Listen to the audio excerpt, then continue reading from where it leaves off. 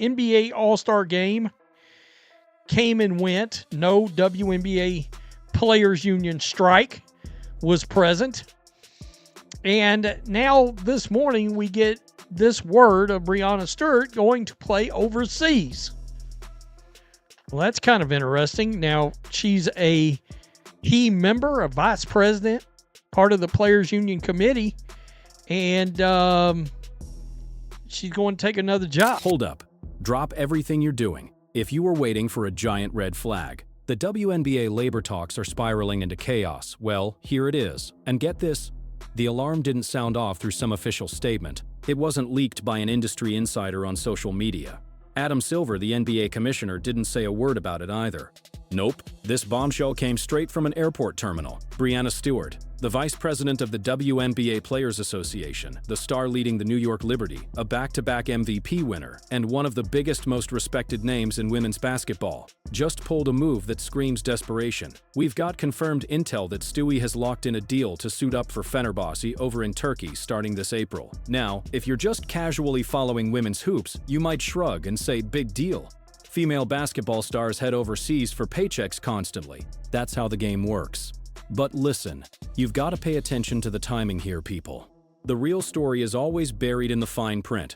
You need to check out the schedule, because once you start piecing together what the major sports outlets are conveniently skipping over, a pretty disturbing reality starts taking shape. Breanna Stewart's abrupt exit overseas is a loud, glaring warning signal that the 2026 WNBA season, which is supposed to be the biggest, most hyped season women's sports has ever seen, could actually be hanging by a thread. Welcome back to the channel. Today we're diving deep into why the vice president of the WNBA Players Association just bailed with an emergency escape plan, why the explosive Caitlin Clark era might slam into a wall before it really takes off, and why we could be heading straight toward a disastrous WNBA lockout. This is tone deaf. This is, Pops always told me, yo son, Pac, make sure you read the room. Read the room. Pops always told me to read the room. Breanna Stewart, you are not reading the room and understanding the situation. For you to go and pull this move, I know it's only for a week or whatever. This is bad timing, man. This is a bad look. The optics are nasty. This is ridiculous. Let's examine the dates more closely. Breanna Stewart just inked a contract with this powerhouse Turkish squad specifically to compete in the EuroLeague Final Six. The EuroLeague Final Six represents the absolute peak of European basketball competition. It's brutal. It's demanding, and it's happening April 15th through April 19th. Want to know what else is on the calendar for April 19th? WNBA training camp kicks off literally that exact same date. Now think about what this actually means. The vice president of the WNBA Players Association, the person who should be planted firmly across the negotiating table from billionaire franchise owners, battling it out over a fresh collective bargaining agreement, has just committed to being halfway around the world the precise day her own league is supposed to launch operations. That's not random chance. That's sending a message. By locking in this contract, Breanna Stewart is basically scheduling herself in two places at once. She's broadcasting to the entire basketball community. One of two possibilities. Either she's got insider information telling her negotiations have completely collapsed and the WNBA season won't tip off when it's supposed to. Or she's flat out stopped worrying about what league regulations say anymore. Now picture the crushing signal this delivers to everyday players across the roster. Think about being a first-year player or someone riding the bench earning minimum salary who's absolutely scared of a work stoppage. And when is better up best? You've got bills stacking up. You're counting on your union leaders to provide reassurance and direction. Instead, what do you witness? Your vice president inking a huge six-figure contract overseas covering the exact time frame you're expected to show up at training facilities. The message comes through loud and clear. I'll land on my feet regardless of what goes down. I've already secured my safety net. Best of luck to everyone else. It absolutely shatters player solidarity right at the moment they desperately need to stick together. First of all, you're supposed to be trying to get a damn deal done over here. Over here. You going and signing all the way over there. Wait a minute, man. Wait a minute. This is the thing. For one, y'all greed is already starting to show.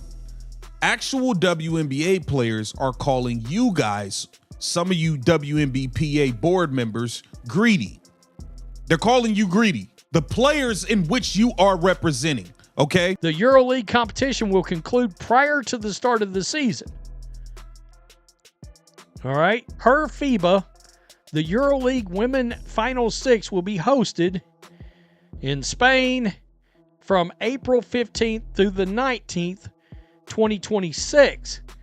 WNBA training camp is scheduled to begin April 19, with the season commencing on May 8th. So, assuming Stewart plays... This decision looks even more questionable. When you consider what went down just days earlier, Adam Silver appeared on national TV and raised a major red flag. He specifically mentioned the word urgency. He made it crystal clear to everyone that time is running out fast. He basically told both sides, players and ownership, the deadline is approaching rapidly, and if an agreement isn't finalized by April, this entire season is toast. So how does the union's VP react to the commissioner's critical public warning? She books herself a ticket straight to Istanbul. Picture if the head of a major Fortune 500 corporation took off for a 2-week getaway right as a multi-billion-dollar deal was about to finalize. Investors would lose their minds. Well, fans are essentially the investors of the WNBA, and right now they're staring at leadership and realizing there's nobody actually controlling this situation. But hold on, it gets even wilder. We need to discuss the prioritization rule. For anyone unfamiliar, during previous CBA discussions, WNBA franchise owners established a firm boundary.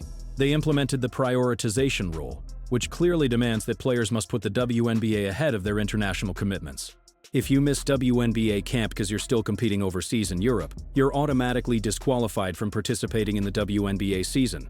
No exceptions. By inking this contract to participate in the EuroLeague finals, Breanna Stewart is basically throwing up a massive middle finger at the exact rule she previously accepted. She's openly challenging league authority. She's baiting them to penalize her.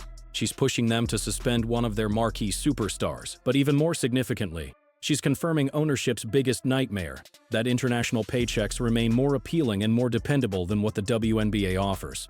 That's a brutal reality check about the league's current position. And this leads me to something that's honestly going to upset a lot of folks. We need to address Unrivaled. Breanna Stewart, together with Nafisa Collier, actually launched this brand new 3-on-3 league called Unrivaled. Remember what their entire promotional strategy centered around? The core promise of Unrivaled was paying athletes substantial money during off-season months so they could avoid heading overseas entirely. It was designed to preserve their health, keep them competing on American soil, and generate consistent domestic excitement throughout the year. They pitched this vision to financial backers. They pitched this vision to supporters. And yet, look where we are now. The person who created a league specifically designed to keep players from going overseas is now heading overseas herself. It completely tears down the entire mission she supposedly stood for. It delivers confusing signals to the whole basketball world. The message becomes stay stateside and grow the sport here in America. Unless, naturally, a billionaire from Turkey waves a big paycheck at you. Then, hop on that plane. It reveals that the financial structure of women's basketball remains deeply flawed at its core. But what's worse is it exposes a huge gap in leadership vision. You can't position yourself as the game changer working to transform the system domestically while simultaneously taking advantage of the old overseas setup whenever circumstances get challenging. But let's focus on who actually suffers most from this. Let's discuss the 3.5 million fresh fans who just discovered the league. Let's talk about what Caitlin Clark brought to the table. Right now, Caitlin Clark is grinding away at a training facility in Indiana, putting in work, preparing herself for year 2. She's generating record-breaking ticket demand. She's creating insane levels of excitement. The WNBA finally landed their superstar attraction. They finally captured that widespread mainstream spotlight they've been desperately chasing for a quarter century. If this season gets postponed, if training camp starts late, if games get wiped off the schedule because players walk out or union leadership is occupied competing in Turkey, all that energy evaporates. It doesn't just hit pause. It completely vanishes. At the end of the day, bro, y'all robbing people from one thing and one thing only. The one thing y'all know they actually want, which is to see Caitlin Clark play. That's all y'all doing right now, and it's nasty work. You need to grasp how casual sports followers actually think. Those millions of newcomers who watched last year have no clue what the EuroLeague even is. They're not interested in the complex details of labor agreement negotiations. What they understand is simple. WNBA games are expected to begin in May. If they check in this May and discover there's no basketball happening because the league fell apart during negotiations, they won't hang around patiently. They're going to feel blindsided. They'll redirect their attention and their spending money right back to the NBA, straight to the NFL, over to baseball. They're going to view the WNBA and think, this is an amateur operation that can't handle winning. And let me tell you who else is paying extremely close attention to all this: the broadcast companies. The WNBA recently locked down a groundbreaking television rights agreement valued at billions with Disney, NBC, and Amazon. Those networks invested heavily, expecting a consistent product they could count on. They paid top dollar for Caitlin Clark, Angel Reese, and Aaliyah Wilson competing in May.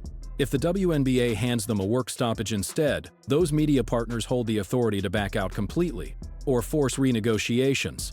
Breanna Stewart's decision to fly to Turkey could end up being the initial piece that collapses a billion-dollar structure before it ever gets off the ground. Now, let me consider the opposing perspective for a moment.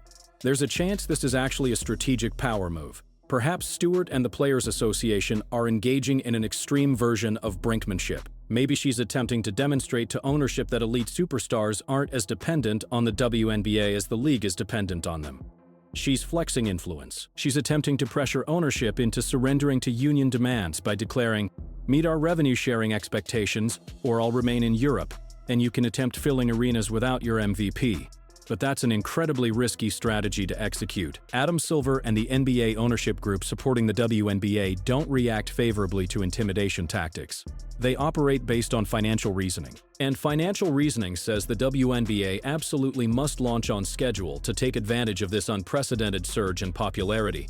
Anything jeopardizing that timeline directly threatens the league's financial viability. Not to mention the physical consequences. Breanna Stewart is about to compete in extremely high-intensity championship-level playoff basketball across Europe, travel back over the Atlantic Ocean, then instantly transition into a WNBA season. We've witnessed this scenario play out before. Athletes break down physically. They suffer injuries. If she ruptures a ligament while in Turkey, it destroys the New York Liberty's season and weakens the WNBA's overall product quality. She's gambling with her physical well-being and the league's future stability for a short-term European contract. Now, I will say this. From an optics standpoint, from a perception standpoint, this don't look great. All right? It doesn't look great. For fans that are sitting back going... So what's the bottom line here? We're facing the potential for a catastrophic beginning to the 2026 season. Breanna Stewart's overseas move is the warning sign nobody can ignore. It's the undeniable proof that the current phase of these labor discussions is crumbling. The distance between what players want and what ownership will give remains far too significant. And instead of remaining stateside, planting herself in a negotiating room, and grinding through the remaining pieces of a groundbreaking deal, one of the central negotiators is walking away. At its core, this comes down to what matters most. Does Breanna Stewart put the collective long-term health of the WNBA first, or does she put her own short-term financial gain first? By locking in that Turkish contract, she answered that question pretty clearly. Her behavior says loud and clear, "I'm looking out for myself." At the precise time the league desperately requires we're all in this together. The leader of the Players Union is securing her escape route, and that should alarm everyone else still counting on this ship to sail. But I'm curious what you all think. Is Breanna Stewart making a savvy financial move by securing her paycheck? Or is this a serious abandonment of her responsibilities as union leadership? And do you genuinely think we're actually going to watch Caitlin Clark and the entire WNBA compete this May? Drop your thoughts in the comments section, because this is the narrative mainstream sports coverage is actively trying to bury. Don't forget to smash that like button to boost this content through the algorithm.